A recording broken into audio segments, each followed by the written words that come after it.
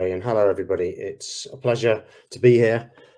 Although, of course, it would be nicer after 4 years of research to have held our conference as a face-to-face event. The project has involved a long and circuitous journey, and there have been many challenges and shifts which couldn't have been envisaged at the beginning of the project. What I'm going to be talking about in my brief keynote today is to give you an overview of the project and its starting assumptions, to explain the journey we've been through and the challenges we've faced along the way, and then to present some of the conclusions we've drawn from our work and to give you a sense of its implications and future directions for theories and policies related to drugs development and peace building. Next slide. So this has been a 4-year project funded by the Global Challenges Research Fund. Can I have the next slide, please? We're an international research collaboration involving 12 partners of universities, think tanks, NGOs, and private sector organizations from 4 countries: Afghanistan, Myanmar, Colombia, and the UK. Next slide. Our overarching research question is a big one. How can war economies be transformed into peace economies in the aftermath of war? We have focused on one of the key drivers of war economies, illicit drugs. Next slide. And our aim at the start of the project was to conduct research in 9 drug-affected borderlands in Afghanistan, Colombia, and Myanmar, countries that have been producers of some 50% of the global supply of cocaine and over 90% of illegal opiates, in addition to a significant and growing supply of methamphetamines. Now, all 3 countries at the start of our project in 2017 were, if you like, just going through contested and faltering war to peace transitions. Next slide. Our research was shaped by and informed by a number of salient policy debates and starting assumptions. Firstly, we aim to question dominant discourses on drugs rather than reifying them and viewing drugs purely as a criminality, law and order, or public morality issue. We aim to defetishize drugs by placing them in a wider historical and social context. We're interested in how drug economies are embedded in particular landscapes and moral economies, and how they're entangled in the everyday lives of the communities involved with and sometimes dependent on illicit drugs. This approach aims to provide a more integrated, contextualized, and historicized understanding of drug economies. Second, the project came at a time when there was a growing interest in and a concern about developmentalizing drugs. Increasingly, it was being asked, how could drug policy be aligned with the SDG goals? And was it possible to reconcile drug policies with those aiming to support human rights, development, and human security? While this new discourse was a welcome development, we felt it tended to skirt over some difficult questions and issues. It seemed to be driven by an idea that all good things come together, i.e. that drug reduction, development, and peace-building goals were mutually reinforcing. And we thought it was based on a simplistic and benign understanding of development and the potential pathways out of illegality through, for example, alternative development programs. Third, we were interested in the relationship between drugs and violence. We purposely used brackets in relation to disorder because we wanted to question the narrative that drugs are automatically a fuel for war economies, are intrinsically drivers of violence. We're interested in exploring how drug economies have a complex and ambiguous and contextually specific relationship with war and peace, order and disorder. We're interested in probing further the frequent mantra that more state and more development are necessarily the antidotes to illicit drug economies. Fourthly and finally, we explored these questions from the vantage point of the state's margins. Now, this is partly because frontier regions and borderlands are frequently hubs in illicit drug economies, as well as being neuralgia points in regional conflict systems. In policy discourses, they're frequently portrayed as spaces with a comparative advantage in illegality, disconnected from and residual to wider processes of state building and development. But we've taken a different approach. Rather than taking at face value portrayals of the margins as lagging regions or places of arrested development, we've placed a strong emphasis on listening to and engaging with the perspectives of those on the margins. Our Voices from the Borderlands report show one example of this, because we believe that such perspectives are missing in mainstream narratives. We also started this project with a strong hunch, and that these are spaces of remarkable improvisation, experimentation, and rapid change, with drug economies themselves being striking examples of how transformational change can emerge from the margins. Therefore, studying the edges can tell us much about the system as a whole. As we will argue, hopefully demonstrate throughout this conference, things happen on the margins which have much wider ramifications, shaping processes and development and state building more broadly. Next slide, please. As mentioned, a lot has happened globally and in each of the 3 countries over the last 4 years. We always knew that flexing the project would be inevitable and necessary, but we could never have envisaged just how much we would have had to improvise and change our original plans.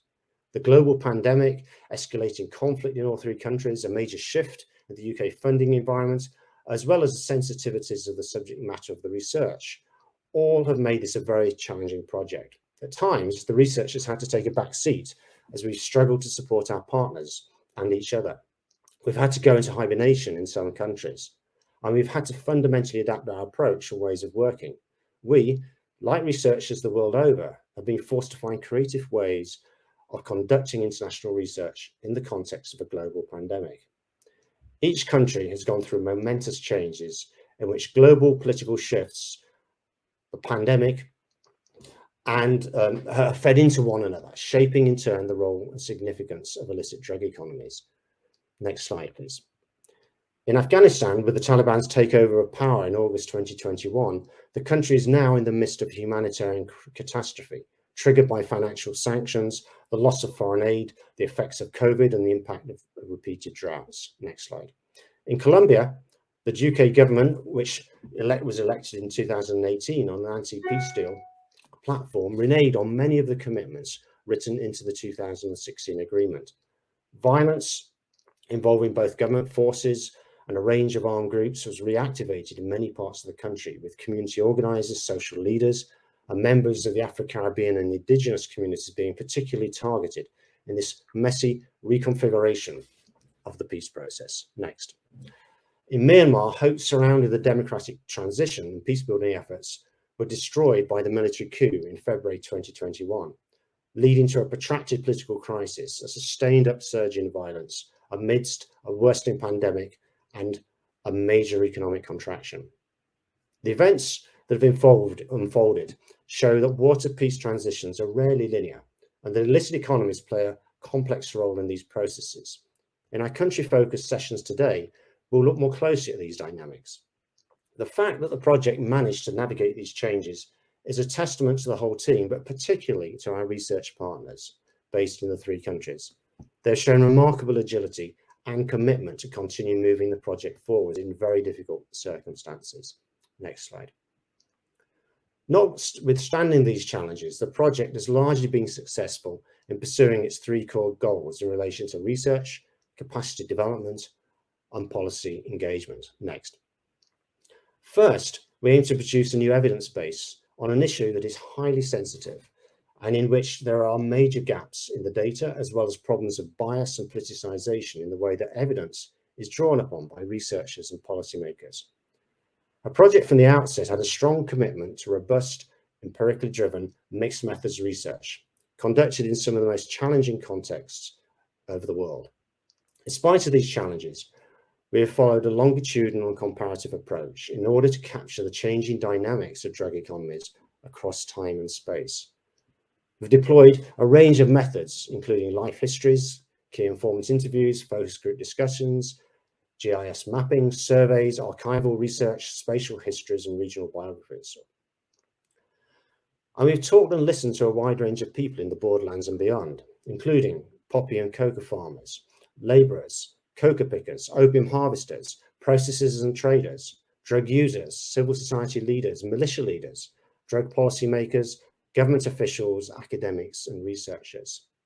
Now, one of the most significant legacies of the project will be the qualitative and quantitative data, evidence, and materials generated by the research.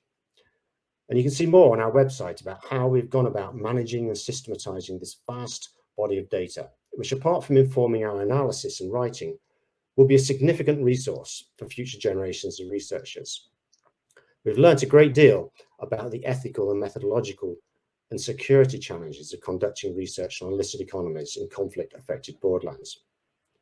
Of course, we've also produced a significant body of written and audio-visual outputs, including working papers, journal articles, special issues, book chapters, blogs, cartoons, and animations. A selection of these you can see in the expo section of the conference. Next. Second, our project was part of a cohort of GCRF-funded projects with a particular focus on capacity development. Our goal has been to develop strong and equitable international partnerships and to build our collective capacities as researchers and institutions able to conduct cutting-edge research that is impactful and can help inform policy debates and interventions related to drugs, development, and peace building. We've invested a great deal of time and resources in such efforts, including formal trainings, mentoring, joint workshops and events, the production of new materials, including distance learning courses, joint publications, and so forth. One key benchmark of this success has been the exciting work and publications of a cohort of early career researchers, some of whom have gone on to funded master's and PhD courses in the US and the UK. Another marker of our partners' success has been their ability to grow their funding base and their networks during the course of the project. So they have become regional hubs for research on illicit economies. Third, and I'll come back to this in a minute, there is our commitment to extending and deepening our partnerships beyond the lifetime of the project in order to mount new bids and to keep collaborative exchanges going. Next slide. Third, we aim from the outset to engage with and help shape policy debates and interventions on drugs, development, and peace building. We've interpreted policy engagement broadly. It does not only involve formal policy processes at the national and international levels, though we've engaged with audience through numerous platforms such as the World Bank Fragility Forum or through convening a sustained policy lab process which brings together a group of stakeholders from the drugs, development, and peace building communities to share insights and experiences about drugs, peace, and drugs and peace processes and drugs and development.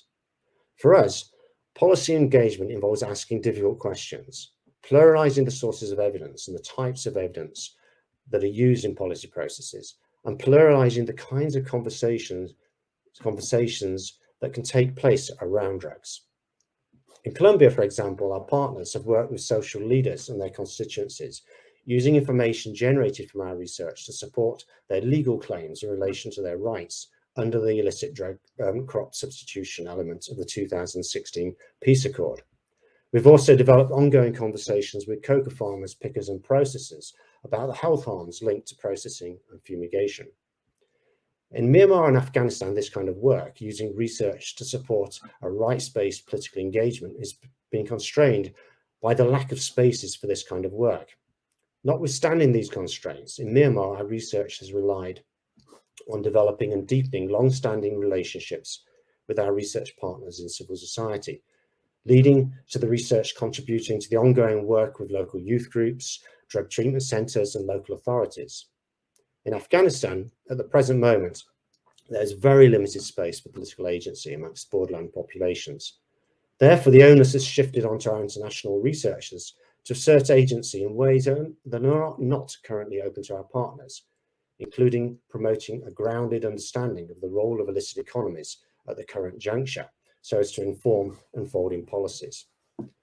So we try to apply our borderland perspective to our engagement work, where possible supporting the political agency of those engaged in illicit economies in borderland sites, amplifying their voices in discussions aimed at humanizing and contextualizing drug policies. Next slide. So what have we found out? What are the implications of our findings for policies related to drugs and development? And what are the possible future directions for research on these issues? I won't try to distill a vast body of research into a set of key takeaways, though we've done that for other audiences. Instead, in the last part of this talk, I'll map out some of the key themes and ideas that we've been grappling with throughout the project and which we hope will be central to the conversations over the next 3 days. I'm going to focus on two sets of relationships. First, the linkages between drugs and development, and second, the linkage between drugs and disorder. Next slide. First, the relationships between drugs and development. Our research shows that drug economies are not just symptoms or drivers of under or maldevelopment. There is a repeated and powerful story emerging from our interviews of drugs acting as a catalyst and a vehicle for development.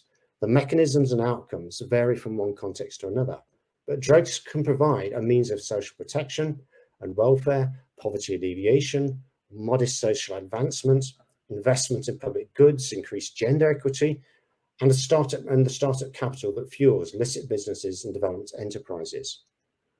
Borderland drug economies are literally at the frontiers of development. They set off new and often very brutal rounds of primitive accumulation and investment. Though, of course, the distribution effects are very uneven, and the lion's share of the profits tend to be invested elsewhere, and these processes are often very violent. But we can't ignore the fact that drug economies provide significant and tangible benefits for marginal populations, which are not provided either through normal, i.e. neoliberal development policies and processes, or through the compensatory alternative development programs supported by international agencies. Illicit development, though frequently viewed as an antidote to drugs, has in many of our borderland sites been the handmaiden of processes of violent dispossession, whether we're talking about cattle ranching and oil extraction in Putumayo, or large-scale commercial agricultural programs or jade mining in Kachin and Shan states. Therefore, development, rather than being an antidote to drugs, creates precarity and surplus populations who are pushed into a closer relationship with drug economies. For them, drugs are the alternative development. So the dystopian language of breakdown, distortion, and vicious cycles fails to capture the essential nature of drug economies and justifies a coercive prohibitionist agenda. Just as the fantasy of a virtuous cycle of good governance, perfect competition, and market integration in turn renders invisible the dynamics and outcomes of contemporary illicit development processes. So we need a different lens for looking at drug economies, which sees them less as a distortion than as something that is reflective of and even inherent to contemporary development processes. Our research is aimed to provide a more contextualized and balanced understanding of drug economies and their relationships to actually existing development. This, we hope, provides a sounder basis for thinking about alternative policies in relation to drugs and development. Going back to what I said about the developmentalization of drugs, though this is a welcome development, it's insufficient because it's partial and ahistorical rendering of development as a benign win-win process, which something that can be reduced to the achievement of the SDGs. We're not arguing that ultimately drug economies can be the alternative development, providing an escape route and a sustainable alternatives for those living on the margins. Illicit economies both reflect and entrench processes of what we might call adverse incorporation. They represent the unequal ways that borderland regions are integrated into the global economy and the failure of globalization's promise of inclusion. Most cocoa or poppy farmers that we spoke to recognize the costs and trade-offs of being involved in illicit economies, and were clear that if it was offered to them, they would choose a future that enabled them to survive, prosper, and live peacefully while engaging in illicit development. But to move towards that future necessitates not only rethinking drugs policy, but a paradigmatic shift in how we think about development. There's no space or time to expand upon what this alternative vision of development might look like, but Jenny will pick up on some of these ideas in a minute. Next slide. I want to turn briefly to the relationship between drugs and disorder, drugs and peace. We found out, unsurprisingly, that a relationship is two-directional and it varies across time and space. Drugs can be productive of new forms of order, as for example in Nimroz, in Afghanistan's western borderlands, where the rents generated by the drugs trade have at times glued together political settlements involving trading networks, different levels of the state and non-state actors, leading to a measure of stability and order. At the same time, we know that drugs can be associated with high levels of violence. Their illegality means there are no formal mechanisms for managing or processing conflicts and disputes, We also know that this violence is deeply gendered. Women interviewed in Colombia displayed an ambivalence towards coca. On the one hand, it was a source of economic empowerment. The returns for women were far more equal than in other sectors of the economy. But on the other hand, they frequently bemoaned the violence that came with drugs. We also know that it's important to unpack, drawing on Jenny's work, the different kinds of violences that are associated with drug economies. In our research, we tried to map out a continuum of violence spanning a range of settings, actors, and organizational structures within borderland regions, from the violence enacted in wartime and peacetime linked to the control of drug markets or sites of production, the slow violence of pervasive drug use, or the violence resulting from counter-narcotics efforts, including fumigation or forced eradication. If we look at these processes over time, as we have done in our borderland biographies, it's clear that water peace transitions have not followed the trajectory frequently assumed by policymakers, i.e. the signing of a peace agreement followed by the expansion of the state and development efforts into the borderlands is equated with more peace and less drugs. In fact, the converse has held true. In all three countries, peace agreements and development efforts have been associated with more violence and more drugs. Criminalized war economies have mutated into criminalized peace economies. For borderland communities, peace has been a mirage. This in many ways takes us back to the overarching question driving our research. What exactly does a peace economy look like? In some ways, this question is unanswerable, at least in generic terms, but we have been trying to address this question from the vantage point of the margins. And this, of course, leads to different sets of answers from those that might be generated by respondents in Bogota, Kabul, or Yangon. This suggests we need to think more carefully about the distributional effects of peace and how the enactment of counter-narcotics policies in the context of fragile water peace transitions pushes the transition costs of peace onto those already marginalized and stigmatized. Next slide. We try and bring together these interrelationships and ideas through this framework of the policy trilemma, drawing on Danny Roderick's work. The trilemma calls into question the idea that all good things come together. We argue, following Roderick, that it's only possible to pursue two of the three policy goals in the trilemma, drugs reduction, development, and peace building, at any one time. Consequently, one has to make hard choices based on an awareness of the trade-offs involved. We think the trilemma is useful as a framework for, firstly, thinking about the relationships between illicit drugs development and the dynamics of order and disorder. Secondly, in unpacking the trade-offs involved in relation to the pursuit of different and sometimes divergent policy goals. Thirdly, about being conscious of the distributional effects of such policies. And fourthly, thinking carefully about the metrics of success and who defines them. Next slide. To finish off, I want to say a few words about looking forwards. In other words, the possible future pathways, research pathways that flow out of our project. Our plan was always to create some kind of a legacy around the project, and I'm glad to say that this has come to fruition with the recent initiation of the Centre for the Study of Illicit Economies, Violence and Development, CVAD. Next slide. CVAD focuses on a fundamental development and peace-building challenge. Illicit economies thrive in a global environment of hyperconnectedness, increased instability and state fragility, an accelerating climate emergency, a global pandemic, growing inequalities and forced migration. As our work shows, far from being a diversion from the norm, in many places, illicit economies are the norm, deeply entangled in, and indeed a key driver of contemporary development processes, both in the global north and the south. They tie together the rich and the poor, the included and the excluded, the urban and the rural, the metropole and the borderlands. CVAD, we hope, will become a global centre of excellence dedicated to studying illicit economies systematically as a development and peace-building issue, connecting the global north and the global south. We hope this will be a fitting legacy for the project. So thank you for listening. I'll now hand over to Jenny. Hello, everybody. Can you hear me? Yes. Yes, can everybody hear me? Thank you very much, Jonathan. and welcome everybody to what I think is going to be 3 amazing days of discussion on a really important topic. In fact, being part of this project has been a drugs learning journey for me. I don't do field work for this project, but I do field work more somewhere up the value chain, so to speak, in urban and rural areas of Latin America, where I look at the social and political impacts of different aspects of trafficking and armed groups.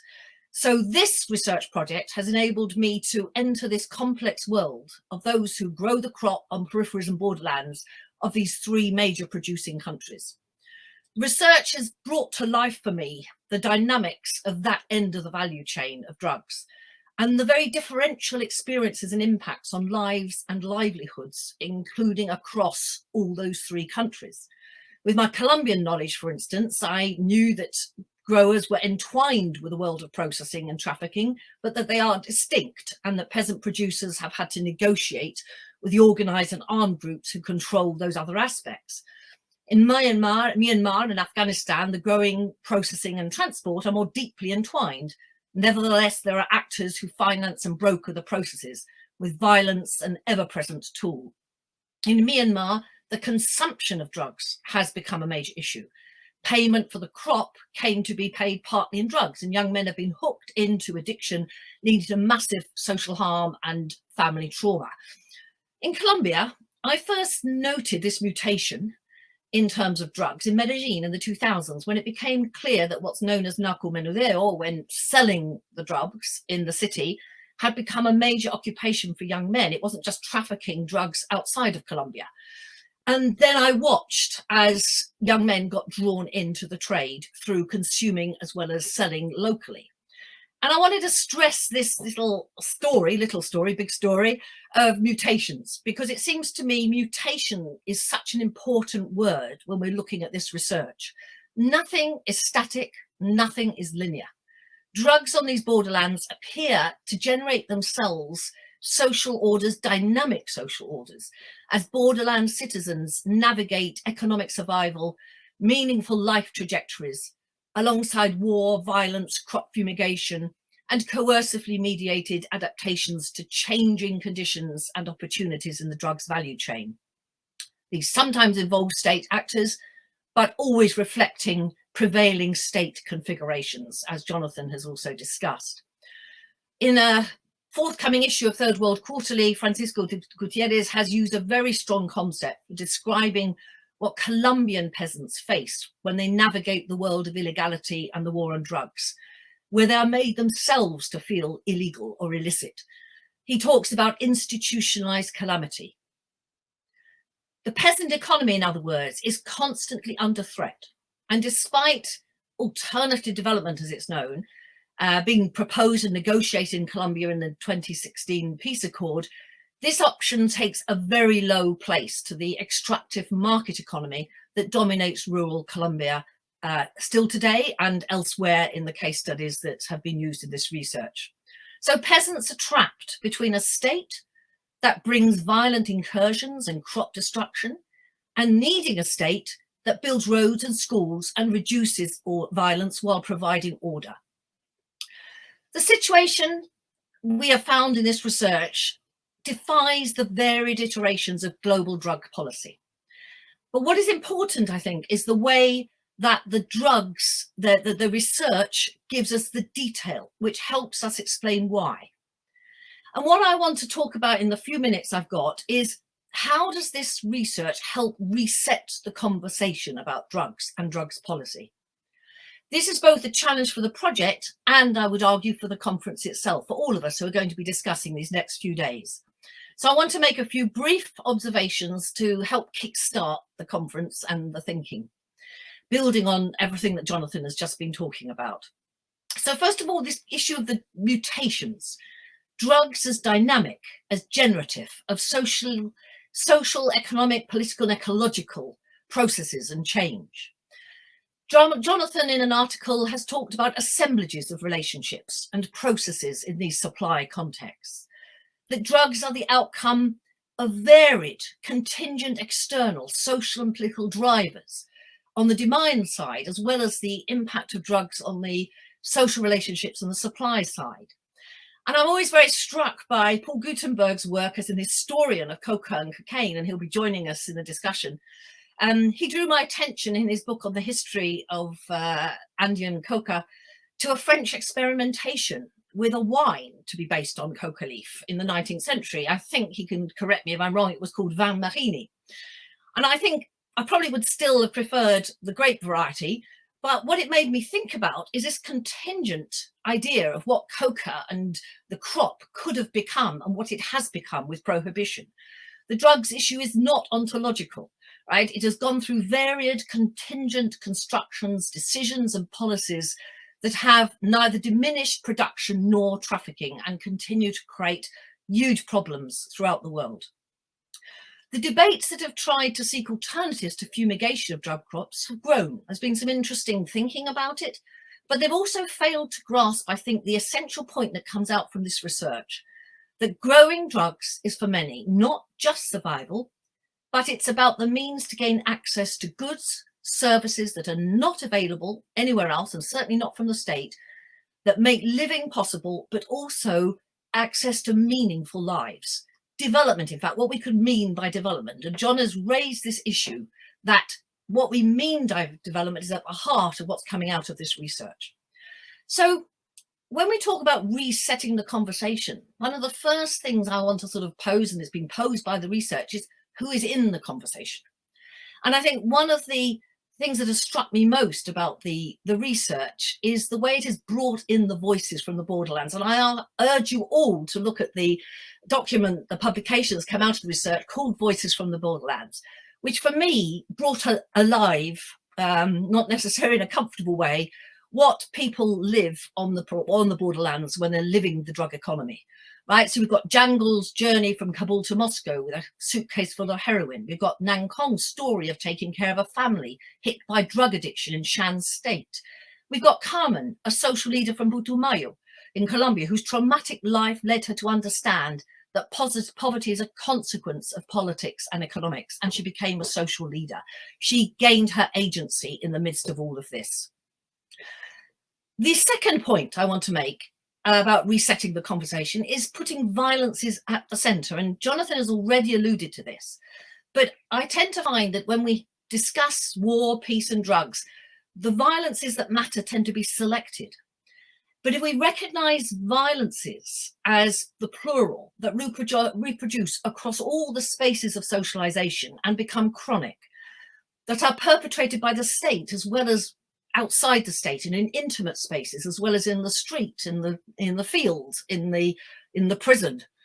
These violences on the borderlands, actually that are used to construct orders, as well as the violences of war, and how they become critical for understanding how violence is part of orders and the disorders of the borderland, with traumatic implications for future generations. By putting violences at the centre, we see its impact on gender and generation. We can ask the question, what interrupts the intergenerational cycles of violence that drugs alone are not responsible for, but which impact on other beneficial outcomes they might give the rural poor and make, as Jonathan pointed out in Colombia, make living with this economy something that people would rapidly give up if they could be guaranteed something else. So, third point, resetting the conversation. We need to reset what we mean by development, as Jonathan has so potently put it. So how do we start talking about land, agriculture and food security in another way? This research has questioned both alternative development approaches as well as the mainstream ones to address the issues of drug production. And it feels to me that more than any time in history, now is the time to shine a new lens on the political economy of land and the importance of sustainable agriculture and food security to the future of people and planet. Intention in this research is how to reframe our economic approaches and the meaning given to development in ways that do not subject peasants to further land grabbing by armed actors, to extractive industries. This is very clear in the history of Colombian economy, but also the agribusiness model, for instance, that the Chinese proposed in Myanmar as a way of addressing drugs. So in conclusion, I just want to add these points to the discussion that I think you are going to take forward in the next days. Let's listen to the voices from the borderlands. Let's hear those voices. They really help us to understand what is going on in the everyday. And that, I think, is something that's come out so strongly from the research. The drug economy mutates. It is contingently impacted by global, local, borderland and national drivers. Let's bring violences into the conversation, not just war. I consider violence the opposite of peace, not just war, which is organised violence and clearly matters, but violence is in the plural matters. Let's understand that order and disorder can both be associated with violence and coercion, that communities caught up in drugs in any way need mediators, brokers, roles often played by state and non-state armed actors in non-war and war contexts with differential effects across gender and generation. And let's rethink the political economy of development, not just targeted policies, but a new debate to challenge the extractive and rentist accumulation that has turned land into a commodity and forced peasants and rural dwellers to struggle for a rural economy that can guarantee lives and a meaningful livelihood. So thank you very much and good luck with the next days. Thank you very much, Jenny. That's brilliant. So now everybody, hopefully this has set things up for the beginning of a very fruitful conversation over the next 3 days. You can now choose to go into one of the 3 parallel sessions on Afghanistan, Colombia, or Myanmar. So if you just click on one of those, and we're all going to switch into one of those sessions now. So thank you very much.